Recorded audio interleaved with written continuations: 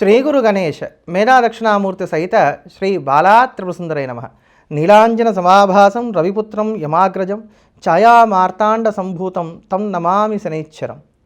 సనాతనం ప్రేక్షకులకు శుభోదయం. 2026 ఆగస్టు 15వ తేదీ నుంచి 2027 జూలై వరకు కూడా శ్రీ అఘోర రుద్ర పాశుపత సహిత సంపూర్ణ శనైశ్చర గ్రహ శాంతి కార్యక్రమాన్ని ఏటేటా ఎలా నిర్వహిస్తూ వస్తామో అదే ప్రకారంగా నిర్వహించడానికి గాను శ్రీ బాలా త్రిపురసుందరి ఫౌండేషన్ తరఫున నిర్ణయం చేయడం అనేది జరిగింది. మీరు చేస్తున్నటువంటి శనైశ్చర హోమాల్లో పాలు పంచుకోవడం వలన మాకు బాగుందండి, ఈ కార్యక్రమాన్ని కొనసాగించండి అనేటువంటి వారి యొక్క అభ్యర్థనలు పెరుగుతూ వస్తున్నాయి. 2021లో ప్రారంభం చేసాం ఈ కార్యక్రమాన్ని. ఇప్పటికి 4 సంవత్సరాలు పూర్తి చేసుకున్నాం. ఈ 2026 ఆగస్టు 15వ తేదీ నుంచి ప్రారంభం చేసేటువంటిది 5వ సంవత్సరం అవుతుంది. ఈ 5వ సంవత్సరంలో కొత్తగా మీ పేర్లు నమోదు చేసుకొని ఆనందంగా ఈ కార్యక్రమంలో మీరందరూ కూడా పాలు పంచుకోవచ్చు. ఈ కార్యక్రమం ఎప్పుడు నిర్వహింపబడుతుంది, ఈ కార్యక్రమంలో అసలు ఎవరెవరు పాలు పంచుకోవాలి, ఈ కార్యక్రమం ఏ ప్రకారంగా సాగుతుంది, ఎక్కడ నిర్వహింపబడుతుంది, ఈ వివరాలన్నీ కూడా ఈ వీడియోలో మీకు తెలియజేసేటువంటి ప్రయత్నం చేస్తాను. ఈ సంపూర్ణ శనైశ్చర గ్రహ శాంతి ఏదైతే ఉందో ఇది ప్రతి నెలా కూడా అమావాస్య దాటిన తర్వాత వచ్చేటువంటి తొలి శనివారం నాడు ఈ కార్యక్రమాన్ని నిర్వహించుకుంటాం. ఈ సంవత్సరం మన అదృష్టానికి శ్రావణ మాసంలో వచ్చేటువంటి తొలి శనివారంతో ఈ కార్యక్రమాన్ని మనం ప్రారంభం చేస్తున్నాం. శ్రావణమాస మహత్యంలో చాలా స్పష్టంగా శ్రావణ మాసంలో వచ్చేటువంటి ప్రతి శనివారము కూడా శనైశ్వరుడి యొక్క శాంతికి చాలా విశేషమైనటువంటిది అనేటువంటి మాట ఋషులు పేర్కొన్నారు గనక మన అదృష్టవశాత్తు ప్రారంభం కూడా శ్రావణంలో వస్తున్నటువంటి తొలి శనివారంతోనే చేస్తున్నాం గనక ఇది ఒక అద్భుతమైనటువంటి ముహూర్తంగా భగవద్ అనుగ్రహంగా మనం అందరం కూడా భావన చేయవచ్చు. ఈ కార్యక్రమంలో మనం చేసేటువంటివి ఏమిటి అంటే గనక శనైశ్వర మూలమంత్రాన్ని 19,000 సార్లు బ్రాహ్మణులు జపం చేస్తారు. అందులో 10వ వంతు క్షీరతర్పణం చేయటం అనేటువంటిది జరుగుతుంది. అలానే శనికి చాలా ప్రీతిపాత్రమైనటువంటిది తైలాభిషేకం, నువ్వుల నూనెతో చేసేటువంటి అభిషేకం గనక 11 రుద్రములతోటి శనికి తైలాభిషేక కార్యక్రమాన్ని నిర్వహించుకుంటాం. పైగా ఈ నువ్వుల నూనె కూడా ఏదో దీపారాధన కొరకు అని రాసేటువంటి నాసి రకమైనటువంటి నూనె మనం వాడట్లేదు. చక్కగా ఆడించినటువంటి నువ్వుల నూనె ఏదైతే ఉంటుందో అటువంటి స్వచ్ఛమైనటువంటి నువ్వుల నూనెతో సమృద్ధిగా ఇచ్చినటువంటి నువ్వుల నూనెతోటి స్వామివారికి చక్కగా తైలాభిషేక కార్యక్రమాన్ని నిర్వహించుకొని దాని తర్వాత శనైశ్వరుని అందంగా అలంకరించుకుంటాం. ఆపై శని యొక్క మూలమంత్ర హోమాన్ని అదే ప్రకారంగా అఘోర రుద్ర పాశుపత హోమాన్ని నిర్వహించుకుంటాం. శనికి అధిష్టాన దేవత ఈశ్వరుడైనటువంటి కారణం చేత ఈ అఘోర రుద్ర పాశుపత హోమం కూడా చేరడం వలన వేగంగా శని యొక్క శాంతి కలగడానికి గాను ఆస్కారం ఏర్పడుతుంది. ఈ కార్యక్రమాలు ఇలా ప్రతి నెలా కూడా అమావాస్య దాటిన తర్వాత తొలి శనివారం నాడు నిర్వహింపబడతాయి. ఆ రోజున అక్కడికి వచ్చినటువంటి వారందరూ కూడా తీర్థప్రసాద వితరణ ఉంటుంది. స్వామివారి యొక్క పూజలో ఉంచినటువంటి నల్లటి దారాన్ని, కంకణాన్ని మీకు ఇవ్వడం జరుగుతుంది. దాన్ని రక్షగా కనుక మీ ముంజేతికి కట్టుకున్నట్లయితే మీ అందరికీ కూడా శని నుంచి ప్రతికూలతలు తగ్గడానికి, ఈశ్వరుడి యొక్క రక్షణ ఏర్పడడానికి అవకాశం ఏర్పడుతుంది. అలానే ఏ రోజైతే మనం ఈ హోమ కార్యక్రమాన్ని నిర్వహిస్తున్నామో ఆ రోజున అనాథ శరణాలయంలో పిల్లలకి అన్న సంతర్పణ కూడా ఉంటుంది. వాళ్ళకు కూడా చక్కగా భోజనం పెట్టడం అనేది జరుగుతుంది. అలానే ఈ హోమ కార్యక్రమానికి విచ్చేసినటువంటి వారు ఎవరైతే ఉంటారో వారికి అక్కడ స్వయంగా తీర్థప్రసాదాలు ఇవ్వడం జరుగుతుంది. ఈ తీర్థప్రసాదాలు కావచ్చు, ఈ రక్షలు కావచ్చు, ఇవేవి కూడా పోస్ట్ ద్వారా పంపడం అనేది మాత్రం జరగదు. ఈ కార్యక్రమం ప్రతి నెలా కూడా అమావాస్య దాటిన తర్వాత వచ్చేటువంటి తొలి శనివారం నాడు ఉదయం 6:30 ప్రారంభమై 11:30 వరకు కూడా కొనసాగుతాయి.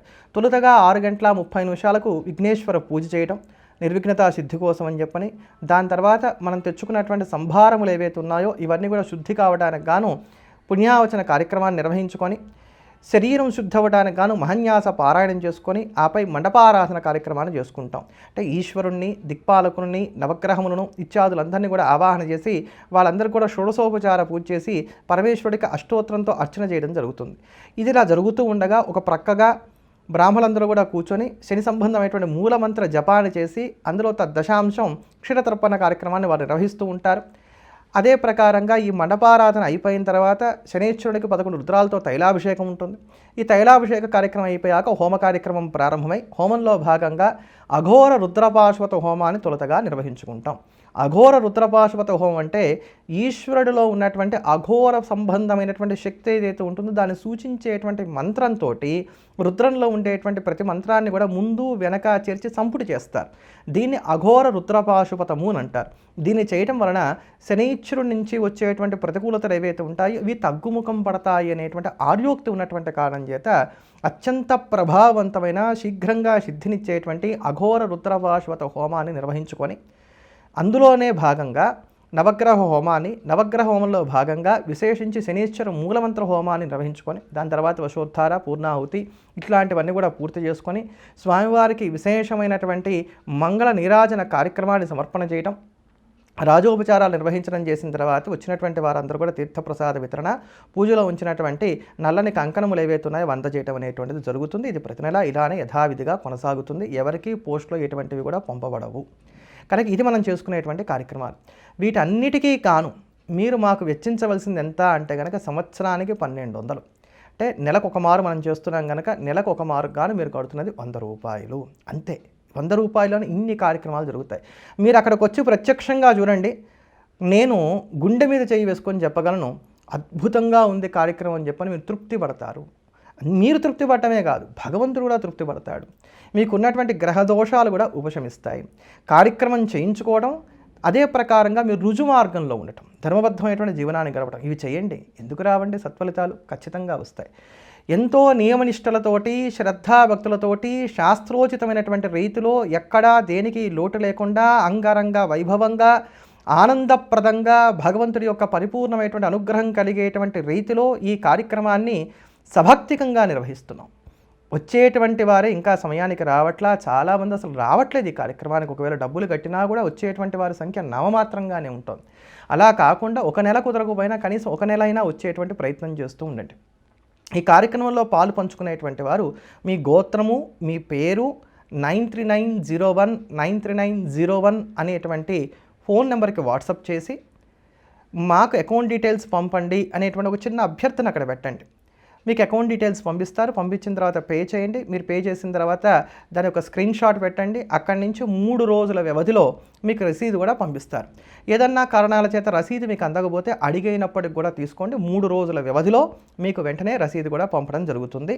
ఈ నెంబరు ఉదయం 10 నుంచి 6 గంటల వరకు మాత్రమే మీకు అందుబాటులో ఉంటుంది. కనుక మార్నింగ్ 10 to ఈవినింగ్ 6 లోపే 9390193901 అనేటువంటి ఫోన్ నెంబర్లో సంప్రదింపులు జరిపేటువంటి ప్రయత్నం చేయండి. ఈ హోమంలో పాలు పంచుకునేటువంటి వారు మీ గోత్రము, మీ పేరు ఇవ్వాలి. అంటే ఎవరికైతే జాతకరీత్యా శని అనుకూలంగా లేడో వాళ్ళ గోత్రము, వాళ్ళ పేరు ఇవ్వాలి. ఇందులో వైఫ్ అండ్ హస్బెండ్ పేరు ఇచ్చేస్తాం, పిల్లలతో సహా పేరు ఇచ్చేస్తాం, కుటుంబ సభ్యులందరి పేర్లు ఇస్తాం, అలా కుదరదు. ఎవరి పేరు ఇస్తారో వారి పేరు మీద మాత్రమే హోమ కార్యక్రమం ఉంటుంది. ఎందుకంటే ఇది గ్రహశాంతి కనుక ఎవరికి అనుకూలంగా లేదో వారి పేరు మాత్రమే ఇవ్వండి. ఒకవేళ ఇంట్లో భార్యకి, భర్తకి, పిల్లలకి నలుగురికి కూడా శని యొక్క అనుకూలతలు అనుకూలంగా లేవు అనుకుందాం. అప్పుడు నలుగురు పేర్లు కూడా రాయించుకోవాల్సిందే. 4 టికెట్లుగా దాన్ని స్వీకరించవలసిందే. ఒక్కొక్కరికి 1200గా దాన్ని స్వీకరించవలసిందే. కనుక ఇట్లా దాన్ని జ్ఞాపకం పెట్టుకొని తదనుగుణంగా మీ పేర్లను పంపేటువంటి ప్రయత్నం చేయండి. అదే ప్రకారంగా ఇప్పుడు ఎవరెవరికి శని అనుకూలంగా లేడు, ఎవరెవరు ఈ కార్యక్రమాన్ని నిర్వహించుకోవాలి అంటే కనుక ఏలినాడు శని నడుస్తున్నటువంటి మేషరాశి, కుంభరాశి, మీనరాశుల వారు, అదే ప్రకారంగా అష్టమ శని నడుస్తున్నటువంటి సింహరాశి వారు, అర్ధాష్టమ శని నడుస్తున్నటువంటి ధనస్సు రాశి వారు, శని దృష్టి కలిగినటువంటి కన్యారాశి వారు ఈ హోమ కార్యక్రమాన్ని ఖచ్చితంగా నిర్వహించుకోవడం అనేది మంచిది. దీంతో పాటుగా పంచమ భాగ్య రాజ్యముల్లో శని సంచారం ఉన్నటువంటి వృశ్చిక రాశి, కర్కాటక రాశి, మిథున రాశి వారు కూడా ఈ హోమ కార్యక్రమాన్ని నిర్వహించుకోవచ్చు. వీళ్ళే కాకుండా వ్యక్తిగత జాతక రీత్యా ఎవరెవరికైతే కనుక శని ప్రతికూలమైనటువంటి స్థానాల్లో ఉన్నారో, లేదా ఎవరికైతే కనుక శని మహర్దశలు నడుస్తూ ఆ శని మహర్దశ యోగించదు అనుకునేటువంటి వారు ఉన్నారో వారందరూ కూడా ఉపశమనం కోసం అని చెప్పని ఈ హోమ కార్యక్రమాన్ని నిర్వహించుకోవచ్చు. లేదా శని రాజయోగాన్ని ఇచ్చేటువంటి రాసుల్లో ఉన్నటువంటి వృషభ రాశి వారు కావచ్చు, తులారాశి వారు కావచ్చు, శని ఆధిపత్యం వహించేటువంటి మకర రాశిలో ఉన్నటువంటి వారు కావచ్చు, ఎలాగో ఏలినాడు శని నడుస్తుంది కనుక కుంభరాశి వారు కావచ్చు, ఇట్లా అందరూ కూడా ఈ కార్యక్రమాన్ని నిర్వహించుకోవచ్చు. అంటే శని దోషాలు లేని వారు కూడా ఈ హోమ కార్యక్రమాన్ని అయితే మాత్రం నిర్వహించుకోవచ్చు. హోమంలో పాల్గొనటం వల్ల లబ్ధే తప్ప నష్టం కలిగేటువంటి స్థితి లేదు. అయితే మేష, కుంభ, మీన, సింహ, ధనస్సు, కన్య, వృశ్చిక, కర్కాటక, మిథున రాశుల్లో వారు మాత్రం ఖచ్చితంగా ఈ హోమ కార్యక్రమాన్ని నిర్వహించుకోవడం అనేది మాత్రం మీకు శ్రేయోదాయకంగా ఉంటుందనేటువంటి మాటను మరొక్క మారు సవినయంగా మీ ముందు ఉంచేటువంటి ప్రయత్నం చేస్తున్నాను. మరి హోమం ఎక్కడ నిర్వహింపబడుతుంది అంటే గనక హైదరాబాద్లో ఉన్నటువంటి బాలాపూర్ చౌరస్తాకి సమీపంలో ఉన్నటువంటి ధాతునగర్లో ఉన్నటువంటి వెంకటేశ్వర స్వామి వారి యొక్క ఆలయంలో ఈ హోమ కార్యక్రమం నిర్వహింపబడుతుంది. అలానే ఈ హోమ కార్యక్రమం నిర్వహింపబడేటువంటి స్థలం తాలూకు చిరునామా ఏదైతే ఉందో దాన్ని కూడా కింద డిస్క్రిప్షన్లో పొందుపరిచేటువంటి ప్రయత్నం చేస్తున్నాను. మీకు ఎటువంటి సందేహాలు ఉన్నప్పటికీ కూడా ఉదయం 10 నుంచి సాయంకాలం 6 గంటల లోపుగా 9390193901 అనేటువంటి ఫోన్ నెంబర్ ద్వారా సంప్రదించండి. ఈ హోమంలో పాలు పంచుకుందాం అనుకునేటువంటి వారందరూ కూడా ఆగస్టు 5వ తేదీ లోపుగా నమోదు చేసుకోండి. దయచేసి ఈ నియమాన్ని మాత్రం పాటించండి. మాకు దాని తర్వాత పని ఉంటుంది. మళ్ళీ ఇవన్నీ కూడా ఒక క్రమబద్ధంలో పెట్టుకోవడం ఇట్లాంటివన్నీ కూడా ఉంటాయి కనుక చిట్ట చివరి నిమిషం దాకా కూడా ఆగకుండా ఆగస్టు 5వ తేదీ లోపుగా మీ పేర్లన్నీ కూడా నమోదు చేసుకునేటువంటి ప్రయత్నం చేయండి. ఇక్కడే మరొక చిన్న విన్నపాన్ని కూడా మీ అందరూ కూడా చేసుకుంటున్నాను. కొంతమంది ఏమడుగుతున్నా అంటే అసలు మా గోత్రాలు చదువుతున్నారా, మా పేర్ల మీద పూజలు చేస్తున్నారా, ఇట్లా అడిగేటువంటి వారు కూడా చాలామందే ఉన్నారు. మీకు సందేహం ఉంటే పొద్దునే రండి, చక్కగా చూడండి మేము గోత్రనామాలు చదువుతున్నామా లేదా ఇవన్నీ కూడా స్వయంగా మీరే చూసుకోవచ్చు, మీకే తెలుస్తుంది.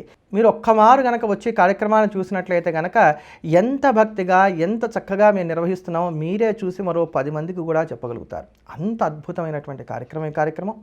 అలానే ఈ కార్యక్రమానికి రాలేకపోతున్నాం అంటే డబ్బులు కట్టాం కానీ మేము రాలేకపోతున్నాం, ఇంటి దగ్గర ఉంటే ఎటువంటి నియమాలు పాటించాలి అని అనుకునేటువంటి వారందరూ ఆ రోజు ఉదయం 6 గంటలకల్లా చక్కగా తలస్నానం చేసేసేయండి. అవకాశం ఉండి మీకు ఆరోగ్యం పర్మిట్ చేస్తుంటే తలస్నానం చేయండి లేదా మామూలుగా స్నానం చేయండి. ఈశ్వరా నేను అక్కడ దాకా రాలేకపోతున్నాను, నా యందు దయ ఉంచు, నా యొక్క స్థితి నీకు తెలిసిందే కదా అని చెప్పని సభక్తికంగా నమస్కారం చేసుకోండి. ఉదయం పూట టీయో కాఫీయో పాలో పలరసాలో అట్లాంటివన్నీ ఉంటే తాగండి. ఎటువంటి పరిస్థితుల్లో మధ్యాహ్నం 12 గంటలకల్లా హోమం అయిపోవటం తీర్థప్రసాద వితరణ ఇవన్నీ జరిగిపోతాయి కనుక 12 గంటల తర్వాత హాయిగా సుష్టుగా సాత్వికమైనటువంటి ఆహార భోజనాన్ని స్వీకరించండి. సుష్టుగా భోజనాన్ని స్వీకరించవచ్చు 12 గంటల తర్వాత సాత్వికమైనటువంటి ఆహారం. రాత్రికి పలహారం చేయండి. కాస్త ఈ నియమాలు మాత్రం పాటించుకుంటూ ఉండండి, మేలు జరుగుతుంది. అలా కాని పక్షంలో ఏమవుతుంది, ఇప్పుడు 6:30కి మేము అలా గోత్రనామాలు అక్కడ చదువుతున్నామండి, మనం చక్కగా చెప్తాం పలానా గోత్రోద్భవస్య తేజస్వి వెంకటమణిధర శర్మ నామధేయస్య అని ఇప్పుడు నేను చదివాను. ఆ చదివిన సమయానికి ఈశ్వరుడు చూస్తాడు, తేజస్వి ఏం చూస్తున్నాడు, హాయిగా పడుకొని గొరక పెడుతున్నాడు. అప్పుడు ఈశ్వరుడు ఎందుకు వరం ఇస్తాడు? అందుకని మేము ఎలా చేస్తున్నామో అలా కాస్త ప్రోత్సహించడం కూడా మీ బాధ్యత కనుక ఇలా చేసేటువంటి ప్రయత్నం చేయండి.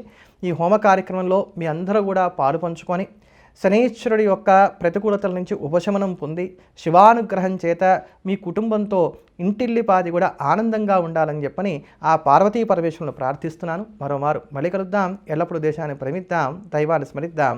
స్వస్తి.